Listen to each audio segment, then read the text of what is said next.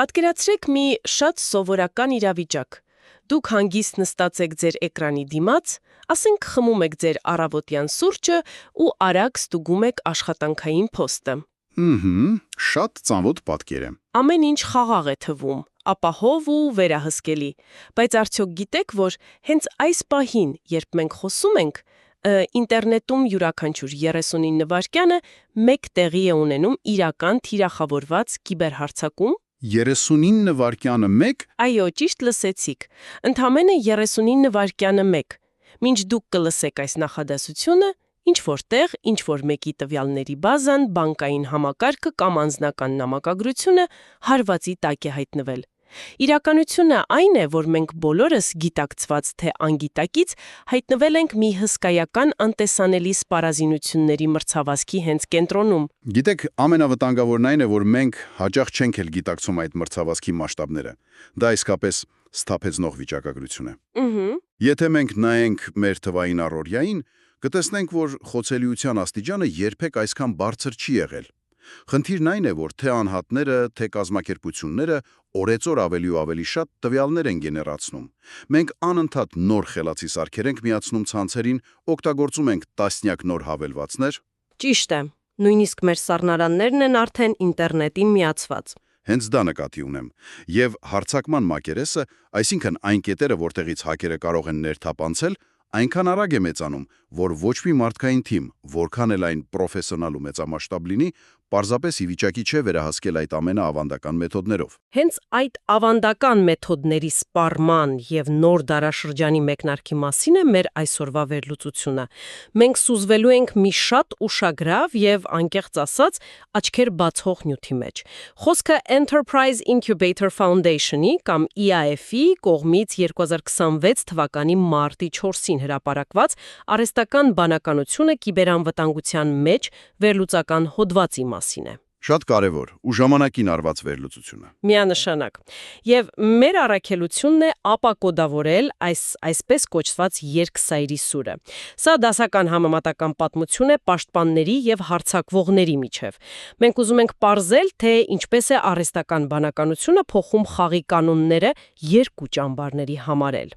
Որովհետև սա այլևս հոլիվուդյան գիտաֆանտաստիկա չէ։ Սա այն թվային իրականությունն է, որում դուք արթնանում եք ամեն առավոտ։ Այո, եւ որպեսզի հասկանանք, թե ինչու է արհեստական բանականությունը այսքան անհրաժեշտ դարձել, մենք պետք է մի պահ հետ գնանք ու հասկանանք, թե ինչպես էին աշխատում ավանդական համակարգերը։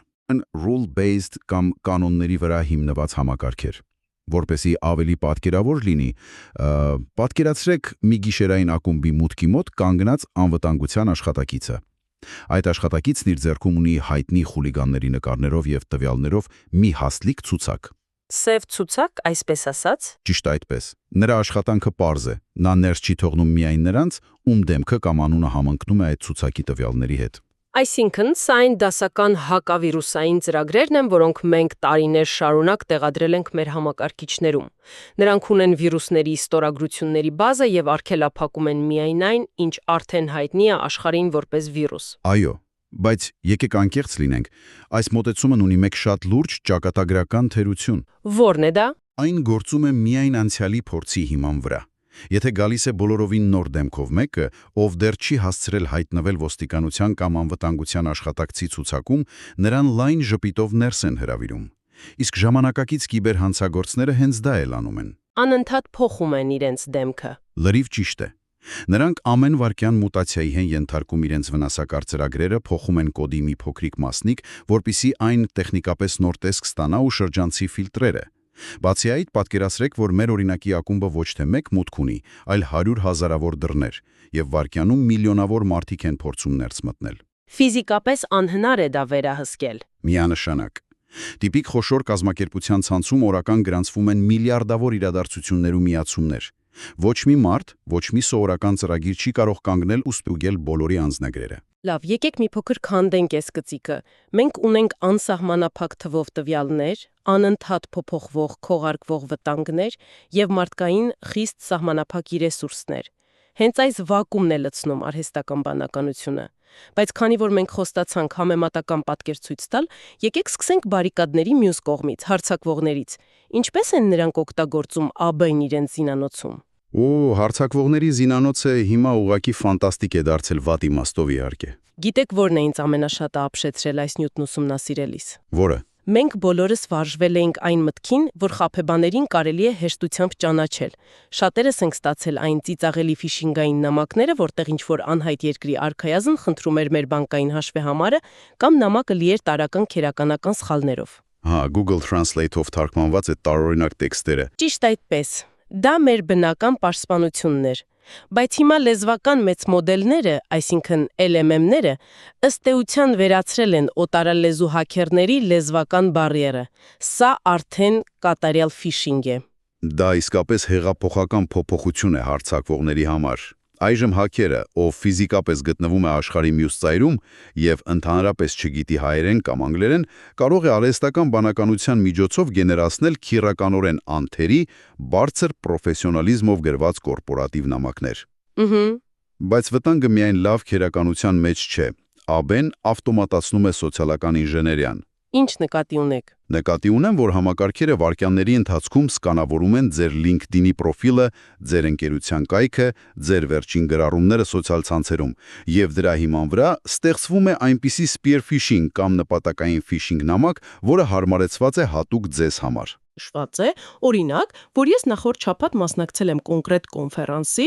եւ նամակն իբր գրված է այդ կոնֆերանսում իմ հանդիպած մարդու անունից։ Բացարձակապես, նամակում կարող է նշվել ձեր ընթացիկ նախագծի անունը, ձեր ղեկավարի կամ անմիջական գործընկերոջ անունը։ Դա այլևս ընդհանրապես սպամ չէ, այն ունի լիովին լեգիտիմ աշխատանքային հաղորդակցության տեսք։ Այստեղ հետաքրքիրն այն է, որ աշխատակիցները տարիներ շարունակ վարժեցվել են գտնելու ակնհայտ սխալներ։ Ճիշտ է, տարօրինակ հասցեներ, վատ ուղղագրություն։ Այո, եւ նրանց ուղեղը պարզապես վարժեցված չէ կասկածելու մի նամակի, որը պարունակում է բացարձակ ճշգրիտ կոնտեքստային ինֆորմացիա։ Եվ դա դարձնում է այս հարցակումները շատ ավելի վտանգավոր։ Մենք փաստորեն պետք է կասկածի տակ դնենք գրեթե ամեն ինչ։ Ցավոք այո։ Թյամ մեջ դա ավտոմատացված խոցելույթյան որոնումն է։ Նախկինում հակերները պետք է նստեին համակարգչի դիմաց, ձեռքով ստուգեին կոդերը, փորձեին գտնել բաց դռներ։ Դա ժամանակատար process էր։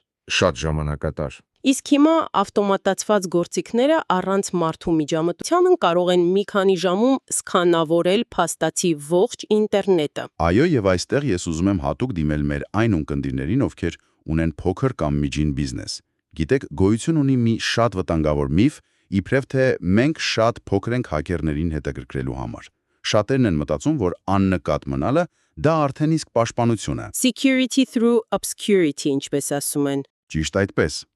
Բայց այս AB ալգորիթմները չեն նայում ձեր ընկերության չափին։ Նրանք չեն ասում. «Օ, սա փոքրիկ սրճարան է, եկեք նրանց չվնասենք»։ Նրանք պարզապես փնտրում են որոշակի չթարմացված ծրագիր, որոշակի բացպորտ կամ թույլ գաղտնափար ամբողջ ցանցում։ Եվ երբ գտնում են, ավտոմատացված կերպով ներթափանցվում են։ Արևեստական բանականությունը թույլ է տվել հարձակվողներին մասշտաբավորել իրենց գործողությունները այնպես, ինչպես նախկինում կարող էին անել միայն մեծ պետական ֆինանսավորում ունեցող հակերային խմբավորումները։ Իսկ հիմա սկսվում է ամենահետաքրքիրը, որովհետև եթե մտածում էիք, թե խելացի տեքստերն ու արագ սկանավորումը վատագույնն են, ապա եկեք խոսենք deepfake-ների եւ ձայնի կլոնավորման մասին։ Օ, սա իսկական մղձավանջ է դառնում։ Մենք բոլորս տեսել ենք այդ տեսանյութերը սոցիալական ցանցերում հայտնի մարդկանց կեղծված ձայներով, բայց դա այլևս պարզապես զվարճանք կամ ապատեղեկատվություն չէ։ Սա վերածվել է ֆինանսական խարդախության հզոր գործիքի։ Խոսքը BEC կամ Business Email Compromise կոչվող հարձակումների մասին է, որոնք հիմա արդեն անցել են աուդիո ձևաչափի։ Այո։ Պատկերացրեք այսպիսի սցենար. ընկերության ֆինանսական տնօրենը կամ հաշվապահը հեռախոսազանգ է ստանում։ Զանգահարողը գլխավոր տնօրենն է, հենց նրա տեմբրով, նրա շնչառությամբ, նրա բառապաշարով։ Նույնիսկ նրա ծիծաղով կամ հազով։ Այո, ֆանտաստիկ ճշգրտությամբ։ Եվ այդ տնօրենն ասում է, որ իրենք հենց հիմա շատ կարևոր գործարք են կնքում եւ պետք է անհապաղ, ասենք $50,000 փոխանցել նշված հաշվեհամարին։ Եվ եթե աշխատակիցը կատարի այդ փոխանցումը, այդ գումարն անվերադարձ կորած է,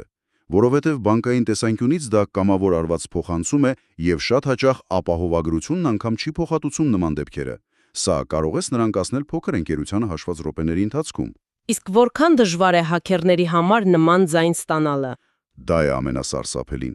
Ընդ որում հաքերներին այսօր բավական է ունենալ ձեր ձայնի ընդամենը մի քանի վայրկյանանոց ձայնագրություն։ Ընդամենը մի քանի վայրկյան։ Այո, լինի դա սոցցանցում տեղադրված հարցազրույցից, TikTok-ի վիդեոից կամ նույնիսկ պատահական հեռախոսազանգից, դա լիովին բավարար է, որպեսզի նրանք կարողանան ստեղծել ձեր ձայնի գրեթե կատարյալ կլոնը։ Լավ, ճիշտն ասած, եկեք մի փոքր դադար տանք, որպեսզի հուսահատության մեջ չընկնենք։ Ինչպես նշեցինք հենց սկզբում, սա երկսայրի սուր է։ Եվ եթե հարձակվողները զինվել են արհեստական բանականությամբ, ապա պաշտպաններն էլ ձեռքերը ծալած չեն նստել։ Բնականաբար։ Աբին միայն հաքերների մենաշնորհը չէ։ Եկեք շրջենք մեդալի մյուս կողմը եւ տեսնենք, թե ինչպես է կառուցվում պաշտպանների աբվահանը։ Ուրեմն, պաշտպանության ոլորտում ԱԲ-ի ամենամեծ առավելություններից մեկը անոմալիաների հայտնաբերումն է։ Հիշում եք մեր ակումբի պահակի օրինակը, ով ճանաչում էր միայն հայտնի դեմքերը։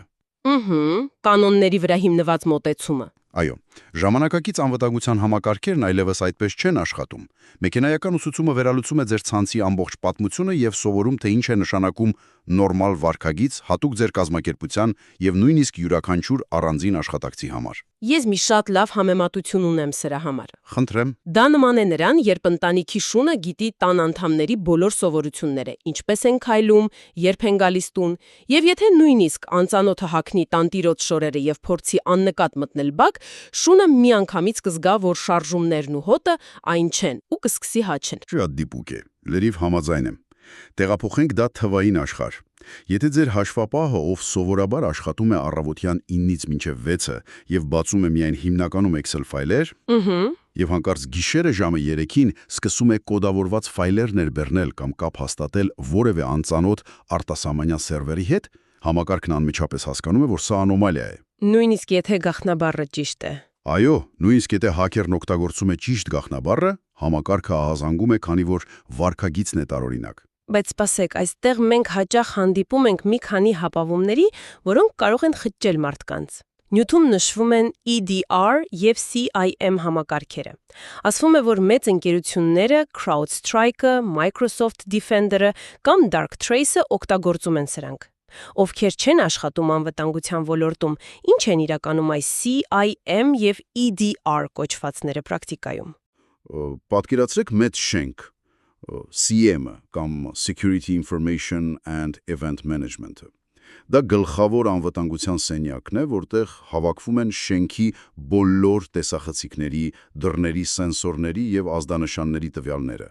Այն վերլուծում է ամբողջական պատկերը։ Բարձ է, իսկ EDR-ը։ Իսկ EDR-ը, Endpoint Detection and Response-ը, նման է յուրաքանչյուր դռան մոտ կանգնած զինված պահակի, ով անմիջապես վերահսկում է կոնկրետ սարքը, ձեր համակարգիչը կամ հեռախոսը։ Երկուսն էլ այսօր աշխատում են արհեստական բանականության հիմքով։ Սա թույլ է տվել նվազեցնել խախտումների հայտնաբերման ժամանակը, այնպես որ ամիսներ տևող թաքնված արձակումները հիմա բացահայտվում են ժամերի կամ րոպեների ընթացքում։ Դա հսկայական առաջընթաց է, բայց գիտեք, հայտնաբերելը միայն գործի կեսն է։ Այստեղ մի շատ փայլուն մեջբերում կա աղբյուրից, որը ես ուղղակի պարտավոր եմ հնչեցնել։ Հայտնաբերումն առանց արձագանքի պարզապես թանկարժեք զարթուցիչ է։ Հիանալի ձևակերպում է։ Չէ՞։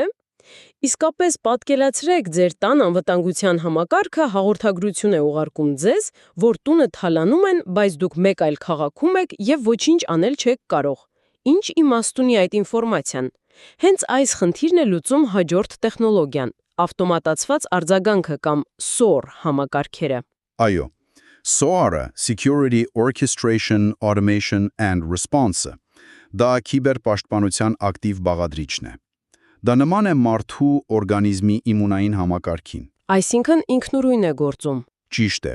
Երբ ձեր մարմնում վիրուս է հայտնվում, ձեր սպիտակ արյան գնդիկները չեն սպասում, որ ձեր ուղեղը գիտակցի դա եւ հրահանգ տա։ Նրանք ավտոմատ կերպով հարձակվում են եւ մեկուսացնում վարակը։ Նույնն անում է SOAR-ը ցանցում։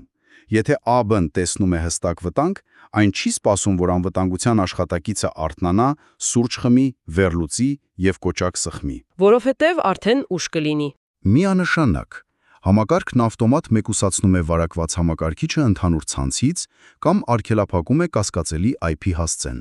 եւ դա տեղի է ունենում միլիվայրկյանների ընթացքում։ Բայց մի պահ կանգ առնենք։ Արդյոք սա ռիսկային չէ։ Ինչ առումով։ Դե ինչ կլինի, եթե արհեստական բանականությունը սխալվի։ Պատկերացրեք, դա հիվանդանոցի ցանց է, եւ համակարգը ինչ-որ լեգիտիմ ծրագրային թարմացում շփոթում է վիրուսի հետ ու ավտոմատ անջատում է կենսական կարևորության սերվերը։ Մենք կարող ենք վստահել մեքենային այս աստիճան ինքնավարություն։ Դա չափազանց կարևոր հարց է, եւ հենց սա է պատճառը, որ մենք խոսում ենք false positive-ների, այսինքն կեղծահազանգերի մասին։